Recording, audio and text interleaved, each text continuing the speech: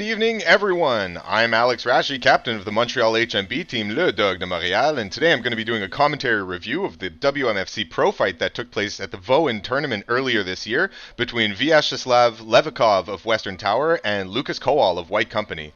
Smash a like button if you enjoy the video and follow myself as well as Le Dogue de Montreal on YouTube and Facebook if you're interested in more content like this in the future.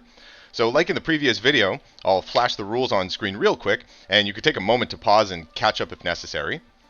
Now that you have, let's get underway. So my research may not be 100% correct, but from what I've been able to gather, this fight is taking place between Levakov and Kowal for the middleweight championship belt. So Levakov is 26, fighting out of Russia for Western Tower. He's famously known as Mr. Hype Kick, and he's the current lightweight champion, moving up to challenge for the middleweight belt. He's 173 centimeters or 5.67 feet tall, and he weighs in at 71 kilograms according to the WMFC site, but he weighed in at 68 on this card. I'm not sure if that's 100% correct, considering that in the last video the weights that were shown on the screen weren't correct, so I'm going to be considering the WMFC site to be accurate. So he's 71 kilograms at 156.52 pounds. His well-known styles are wrestling, MMA, and HMB. And once again, that's from the WMFC ranking. From what I understand, his record going into this fight is 7-0. So Kowal is 31, fighting out of the UK. He's the captain of White Company. He's the current middleweight champion, defending his belt. He's 176 centimeters tall, or 5.77 feet. He weighs 83 kilograms, or 182.98 pounds. So there's quite a large weight differential between them, as Levakov is moving up to challenge Kowal for the middleweight belt. And Kowal's well-known styles are CrossFit, wrestling, and HMB, and his record going into this fight is 3-4, as we get started here. All right, so let's go. So very nice flat snap to the leg to start that off. Levakov using some very nice footwork to circle around. They're both fighting for the center of the ring. And nice entry again. So Levakov uses a lot of fast footwork and explosive movement. Nice flat snap to offside leg shot there. And big turning side kick, flat snap to shield punch entry, throwing flat snaps into the leg. And he's now secured the underhook, goes for the Uchimata, takes Kowal down successfully, lands in a knee on belly position, throwing shield punches from the top, while Kowal shells up, bringing his shin up to prevent Levakov from shooting shots into the body from that angle, as they're now being separated. What an explosive start to this fight. Incredibly high intensity, showcasing great skills on behalf of both fighters. And Levakov is known for very flashy movements. As they go into another grapple here, Uchimata attempt from Kowal that's defended by Levakov, that winds up going into the side of the ring in an overhook position for Kowal, who's now keeping his head above Levakov's head, which is really important in that kind of a grappling position, as it forces them to carry your weight. So if you're able to keep your head above their head and your hips above their hips, they're going to be forced to carry your weight, which is what's happening right now. And due to the weight differential, Levakov is going to have a very tough time posturing to get out. So right now he's being forced to try to shell up while he's taking all of these shots. And successful takedown there. So they're both on the ground, but a very solid transition from Kowal, spinning into that from a scarf hold position into a harness position, getting back to his feet to throw knees on Levakov as he's standing up, just beating him up on the inside. It's very solid wrestling, and Kowal is known for very, very good wrestling transitions. I believe in the original commentary, the commentators compared him to Alexei Petrick.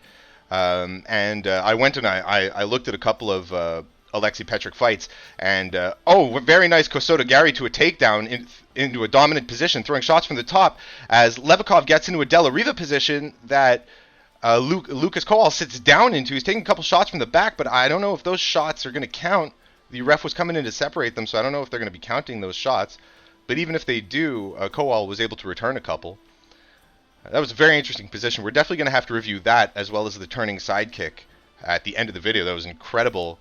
Very interesting first round to this fight. Very, very high intensity. Showcasing a lot of high-tier skills from both fighters. No wonder they're both champions. So they're both trading shots in the middle here. Both trading shots to the leg. Very nice flat snaps.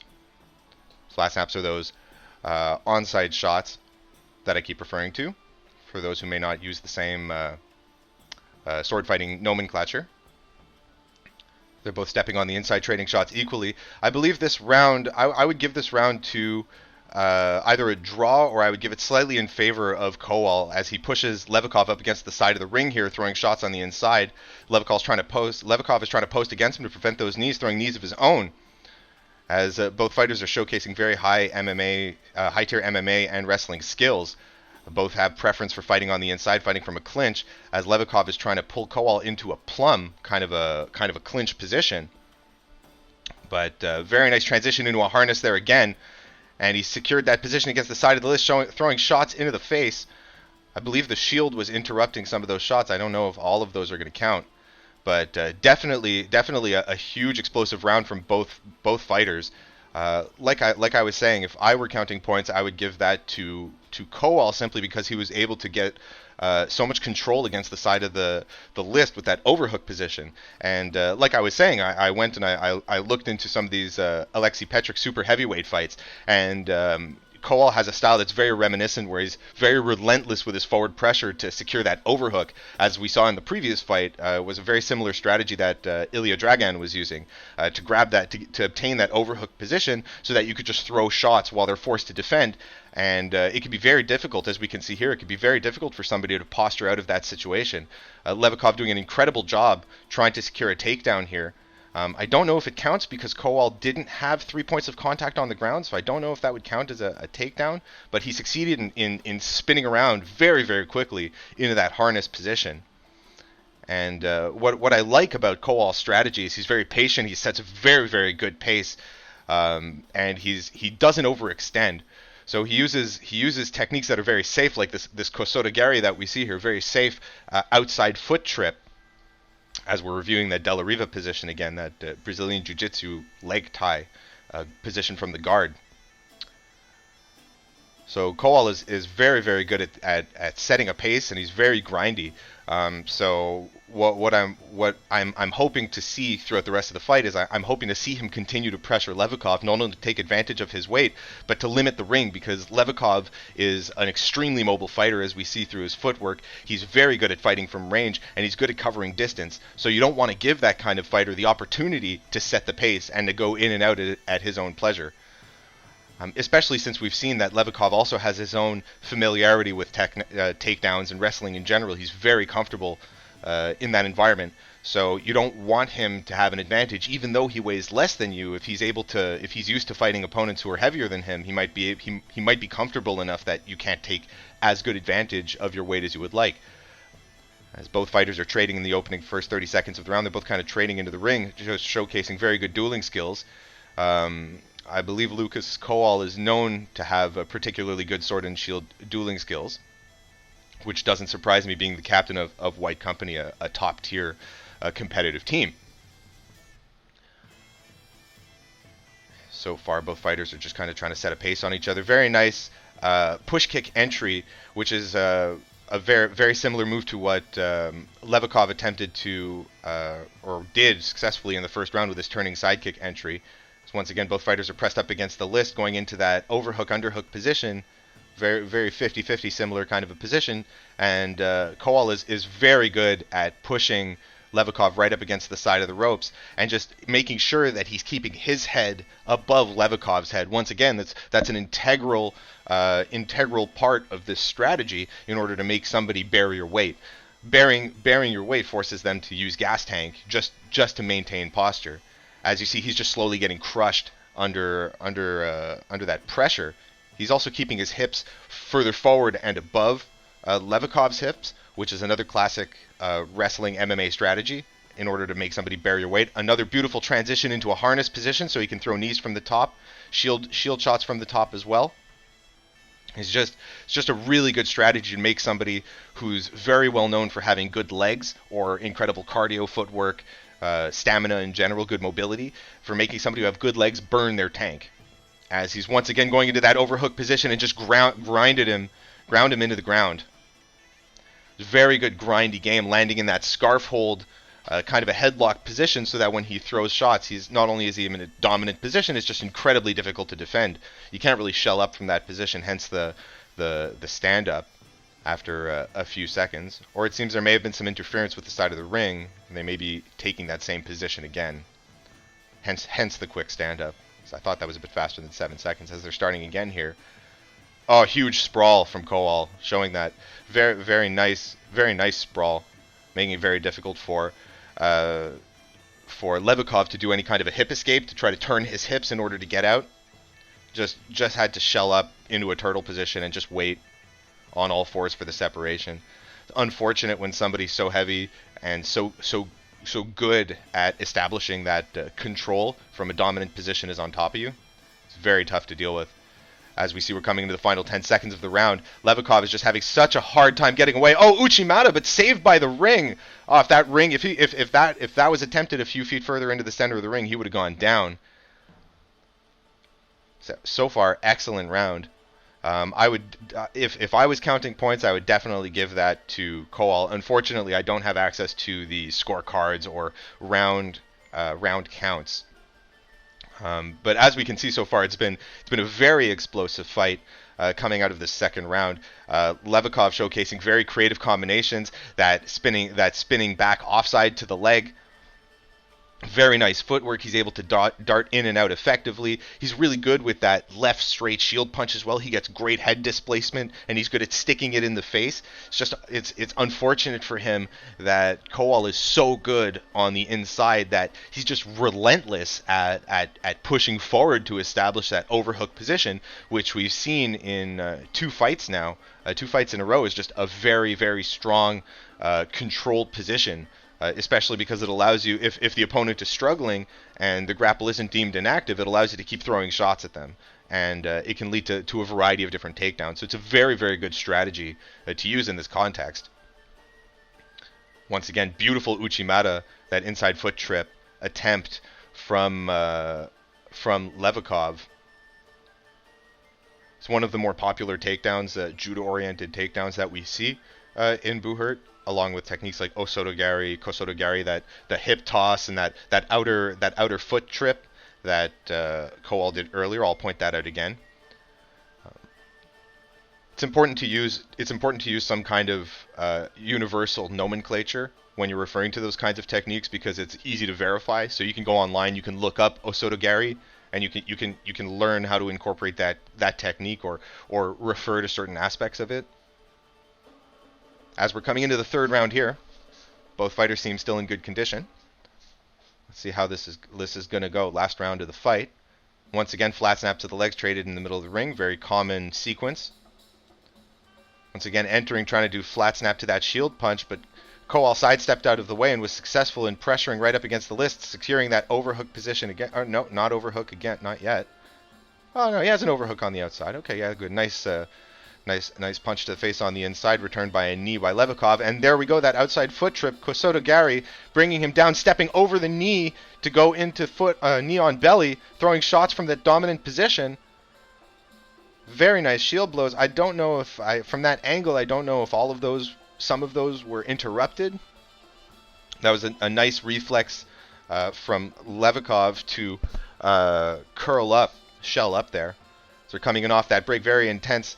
Once again, that Uchimata attempt, but going down, Levakov is successful in maintaining a dominant position. Now he has the back. He's throwing shots. I think those are going into the leg. I don't believe those shots count. Now he's rotating his hips around the back to try to get a dominant position. Oh, he could step over into mount. I believe they're getting stood up. He had an opportunity, that nice opportunity to step over into mount. He's showcased good Brazilian Jiu-Jitsu. They're once again trading shots in this last 2 minutes of this fight. Both fighters showing the effects of the gas tank. There we go. There's that Haragoshi, that outside foot trip. Very similar to an Ogoshi or a hip toss, except that instead of bumping with the hips, you step to the outside foot.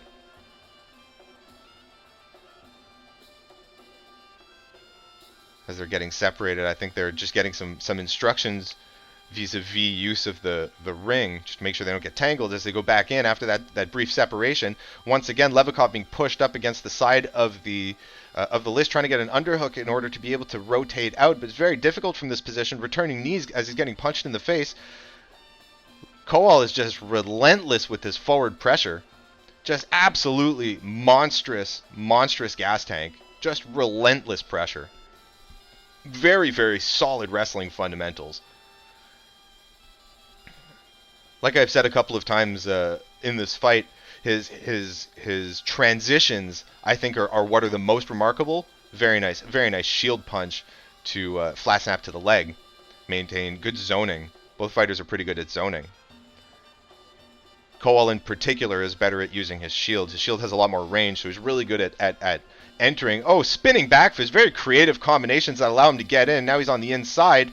Oh, that Osotogari from Kowal as he's throwing shots from the top. Levakov quickly springs back to his feet, tries an Uchimata, another spinning back fist. Man, this guy, he's just constantly pulling things out of the bag. So entertaining to watch, so creative. Coming into the final 30 seconds here. Once again being grinded up against the side of the arena. Trading knees. Just using his head control in wrestling is really important in general. And Kowal has had excellent management of his head. Just as he takes a flat snap to the side of the head. There are 2 flat snaps to the side of the head there. Returns quite well. I think both fighters are now visibly showing signs of wear, but understandable after 9 minutes of fighting. Oh, beautiful Ogoshi into knee on belly, throwing shots from the top, but Kowal excellent reflexes to shell up in the way that he did as we're coming to the end of the fight here. This was an excellent fight. Definitely a lot of material to review. Really, it shows the excellent varied pedigree of both fighters. It just goes to show why they're both so well known in the field, both champions in their own right. I don't think either fighter losing takes away anything from either fighter. They're both just so it was such an excellent clash of styles, wrestler versus striker, creative versus orthodox. It was a beautiful fight. I'm sure I'm going to watch it again. This is definitely one I'm going to be keeping in my archives. Is we see Levakov beat red and just pissing sweat, understandably. Kowal also looking. He looks a bit more fresh though. I gotta say, he looks a bit more fresh. Very nice. This is reviewing that Osotogari. I love how he steps over the leg here and he got knee on belly in that position. That just shows that you're so focused on establishing position first. Position is so important in wrestling in general, and before you execute an attack, be it a strike or in a submission oriented context, before executing an attack, you should always fight for position. So we're coming to the decision here. I mean, in my view, I think it's pretty obvious that Kowal walks away with this, just because of how consistently he controlled Levakov. And even though like they were at striking equilibrium from range, like don't get me wrong, like they were shooting equally from range, both very, very high tier duelists. But definitely the wrestling was too much. Just very, very solid pacing. And just always making sure that he's using his head right, keeping his head above Levakov's head, keeping his hips above and in front of Levakov's hips. And he used forward pressure. Just continue. Yeah, that's the right decision. Absolutely the right decision. He just used relentless forward pressure just to completely cut off the ring and just to prevent Levakov from wanting to run away. Levakov at the same time was confident in his ability to grapple, so he wasn't afraid to shy away from the clinch. If I was in that position, I don't know if I would have done that. Being more of a striker myself, I would have preferred to circle. I think that would be the right strategy, especially when you're at a weight disadvantage. But that's my opinion. I don't, everybody has a different approach, and far be it from me to tell somebody, especially a champion, what would be the best thing for them to do. I just think that if it was my call, or if I was in that corner, I would go with the circle and shoot strategy, as is classic in a striker versus wrestler matchup, but once again, that's my feel. So I want to review a couple of different situations. The first one occurred right here, as we skip unprofessionally through. So the first one occurred right here in about 10 seconds. So this is the turning sidekick combination. So I want to go over why this was such an effective, of course it was explosive and interesting, but I want to go why it was such an effective combination. Right, so a couple things happen here. Boom. So the first thing that happens is he throws the turning sidekick. And as you can see from this position, how much he's extending forward here, he's going to get more extension and more displacement than he would with a push kick. So a lot of people will start this kind of an entry off. I mean, the most common way that you see this kind of an entry done is the way that Kowal did it later in the fight, is the push kick entry followed by a flat snap to the head, a flat snap to the leg, followed by the shield punch. Normally you'll see some kind of a level change, right? Flat snap to the leg, shield punch to the face, which is exactly what Levakov did. Kowal did. I apologize. Kowal did later on in the fight. Levakov in this situation is not only making it more creative, but he's allowing himself to cover more distance because of the amount of extra extension he's going to get after this kick. So once he throws this kick, you see how far back Kowal moves, and immediately, because he sees something unorthodox, he shells up, which is a classic reaction to anybody who gets surprised when you're in a situation where your senses and reflexes are tuned to their utmost. So he's absolutely going to shell up because he doesn't know what's coming next. So what's your best move from here as you're stepping forward? As we could see that Levakov is stepping forward here. Boom, he springs forward off of that, and you can see that Kowal's shield is up. He's also blinding himself to the step in, so he's not going to be able to see the angle that this flat snap is going to take. Bam, flat snap to the leg, late reaction. As you can see, the shield comes down over the flat snap. So now what happens is he's exposed himself to the left straight, which swords are notoriously poor at defending. Boom, left straight. And you can see there's excellent head displacement,